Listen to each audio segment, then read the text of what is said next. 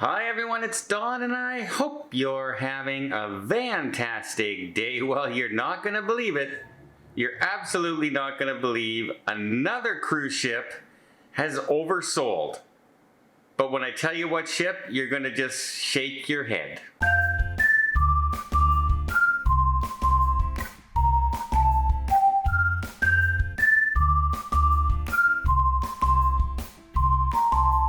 Well, some news going on in Australia. We have Royal Caribbean has just finished up the Australian cruising season. Both of her ships down there, both the Quantum class, are now heading back to North America doing some trans-Pacific sailings. I think they're going to stop off in Honolulu and then make their way back to the West Coast, probably to begin some sailings in Alaska.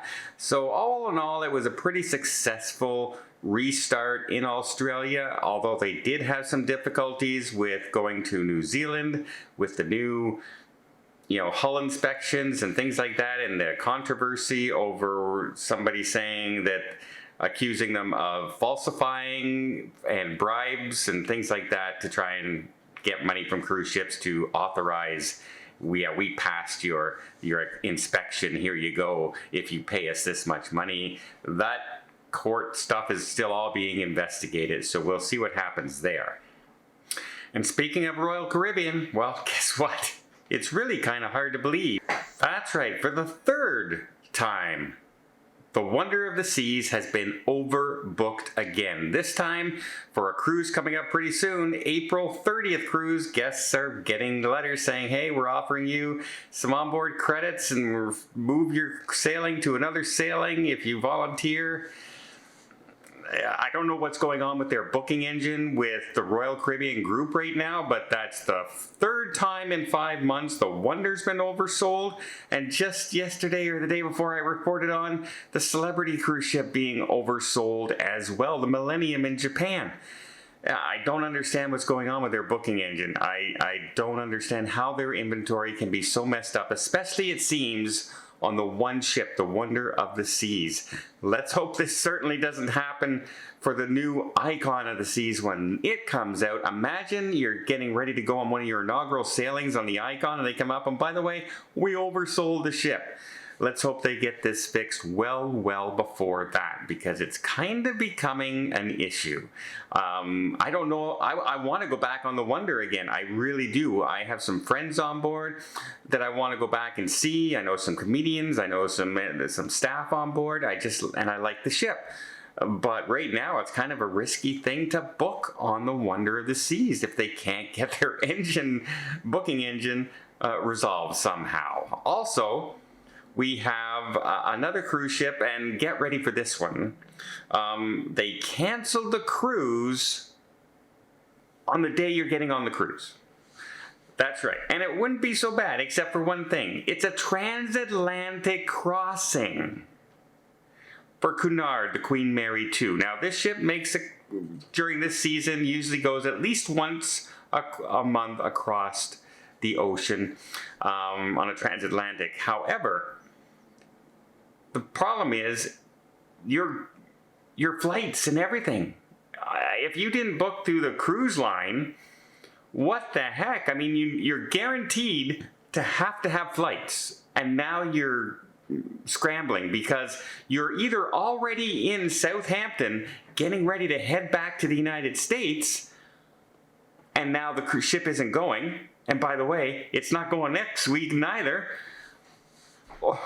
We're stuck there now. Now you gotta buy tickets one way to fly back.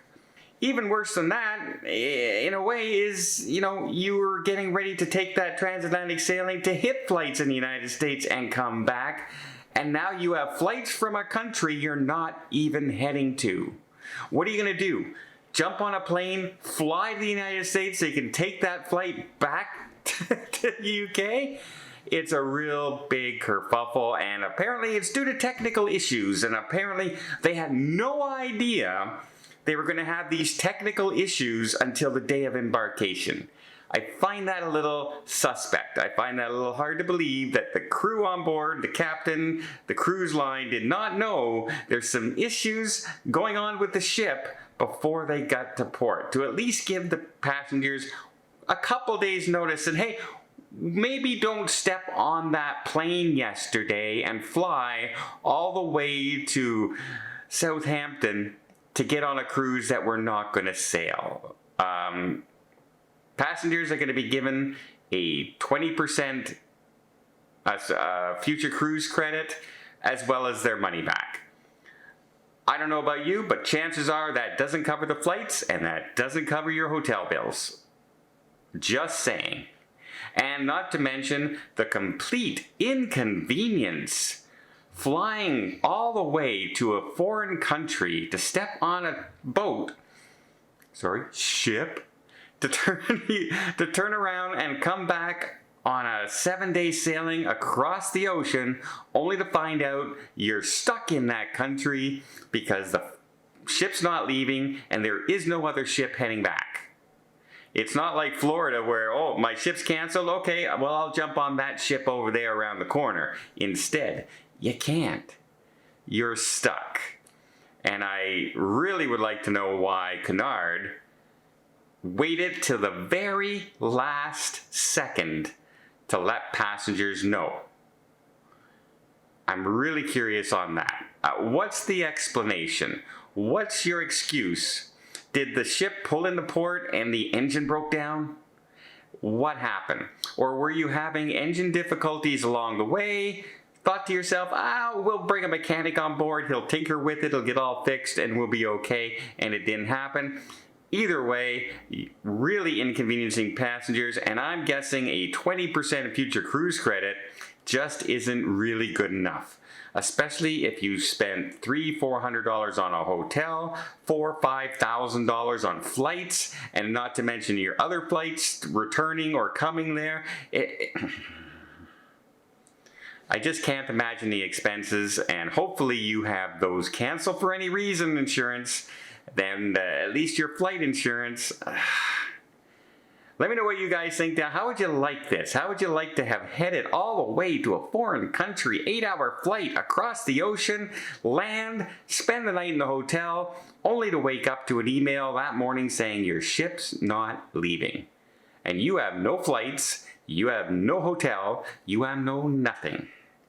Not a great situation. Well, I hope you appreciate this little video. If you did, please give it a thumbs up. Want to see more tips, more tricks, more travel vlogs from around the world?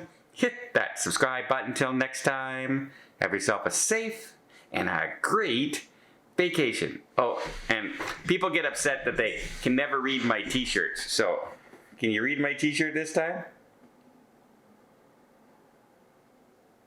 I'll try and do this at the end of all the videos, so you can see what it says. There you go.